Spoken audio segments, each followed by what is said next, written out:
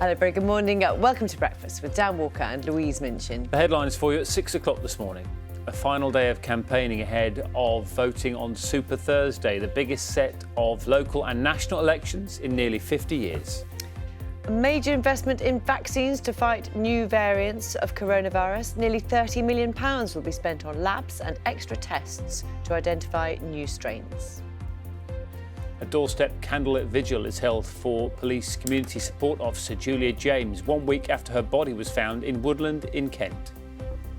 Manchester City are on course to make history. They reached the Champions League final for the first time after a convincing win over Paris Saint-Germain last night. Good morning. How much have changing shopping habits set? The online retailer Boohoo's results are out in the next hour. With the high street back in action, can it stay in fashion? Wish me luck. Here we go. All right. Oh, it moves. Hey up. The first battery-powered bike was built 140 years ago. We look at why more than a century later, e-bikes are more popular than ever. Good morning. Today we're looking at a day of sunshine and showers. Some of those will be heavy and thundery with some hail, wintry on the tops of the hills in Scotland particularly. But as the wind is going to be lighter, it won't feel quite as cold. Temperatures still below average. I'll have all the details coming up.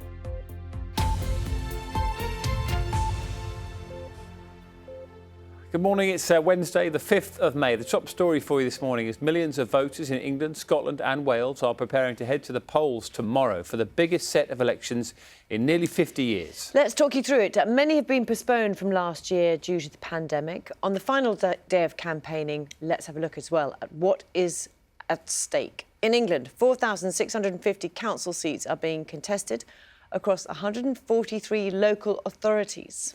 13 directly elected mayors are being sought, including in the capital, where 25 seats are also up for grabs in the London Assembly. Elsewhere, all eyes will be on Hartlepool, where there's also a parliamentary by-election to choose a new MP for the town. Meanwhile, voters in Scotland will elect 129 members of the Scottish Parliament. 60 members of the Senate will be elected by voters in Wales. And people there will also have the chance to select new police and crime commissioners. A total of 39 will be elected across England and Wales. So there's an awful lot to consider. To help us do that, we're joined by our chief political correspondent, Adam Fleming. So first up, what can we expect today? Morning.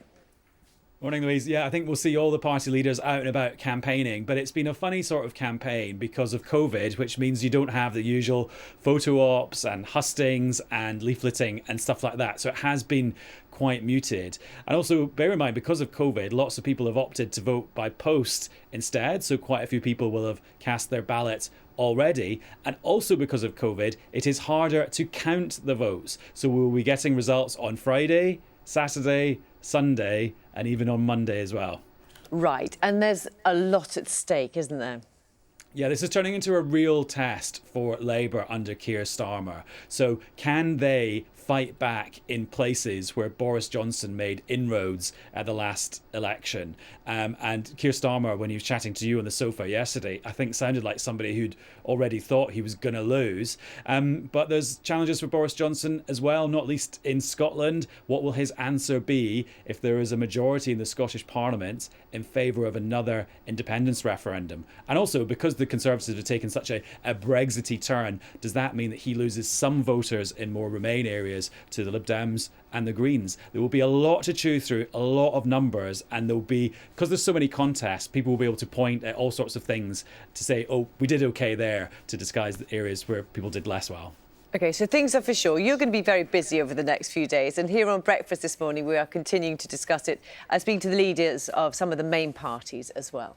Yeah, lots of that to come for you throughout the morning. And in terms of what else we're doing today, more than £29 million of government funding will be put into developing vaccines that fight new variants of COVID-19. Experts say this is vital to stay ahead of a virus that will continue to mutate. The investment will expand testing facilities at the Porton Down Research Laboratory. Our health reporter, Michelle Roberts, has more details. Current COVID vaccines do appear to work against some of the new versions of coronavirus circulating around the globe, such as the Kent and South Africa variants of concern. But the virus is still changing. That means in the future, it might mutate enough to escape this immunity. To counter that threat and stay ahead of the virus, the UK government is investing more money in vaccine research. The extra £29.3 million, on top of nearly £20 million already promised, will boost testing facilities at Porton Down, Britain's top military research laboratory, where scientists are checking how well existing and new vaccines fight COVID variants. The cash will allow scientists to test 3,000 blood samples a week to measure the levels of protective antibodies against COVID-19 generated by different vaccines. These new facilities will double our capacity and allow us to do these studies more rapidly and effectively. We do know that that new variants are a major concern in our fight against the virus. So these new facilities will mean that we hopefully will be able to stay one step ahead of the virus.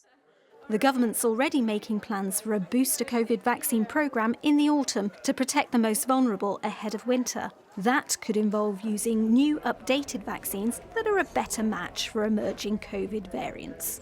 A deal for 50 million doses has been made with a German company called CureVac.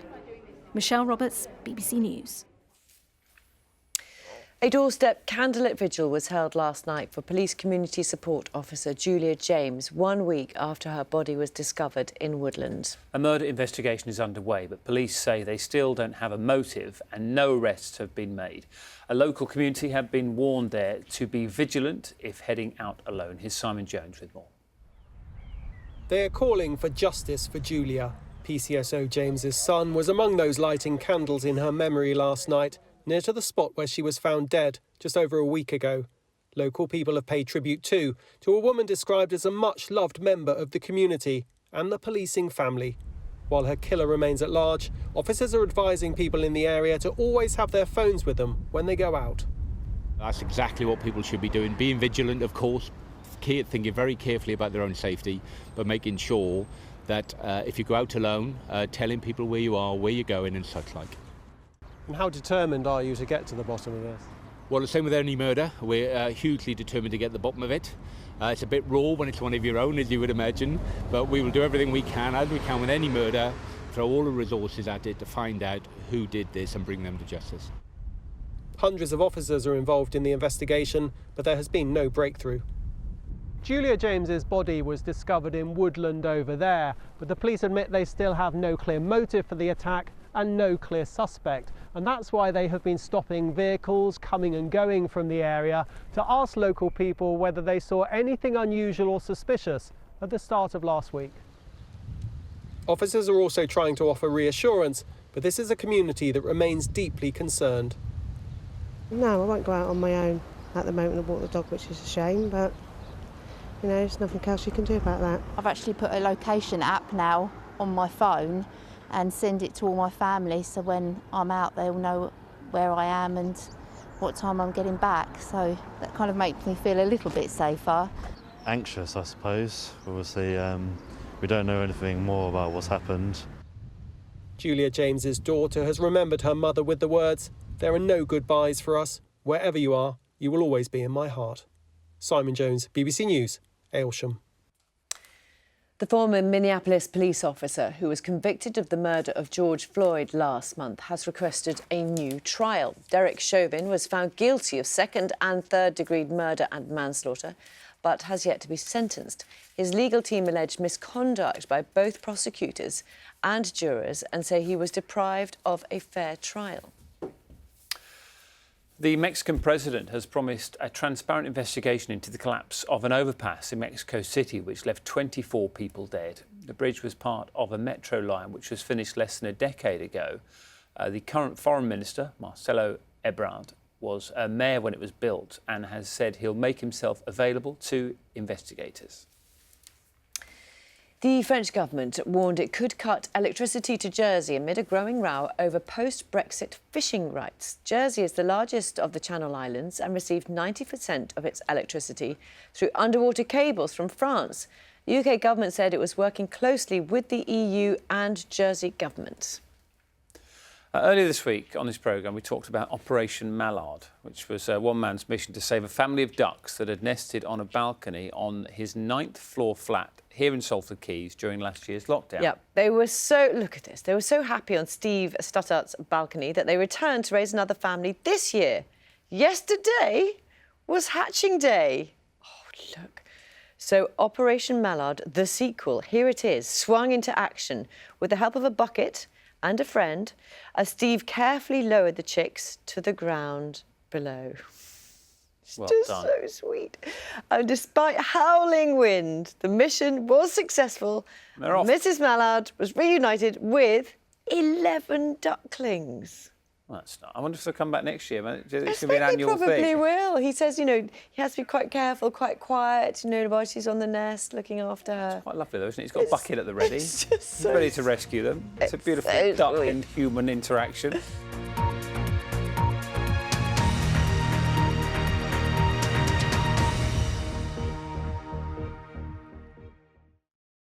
See the headlines as they happen and watch BBC News live in the app and get the full story with bbc.co.uk/news.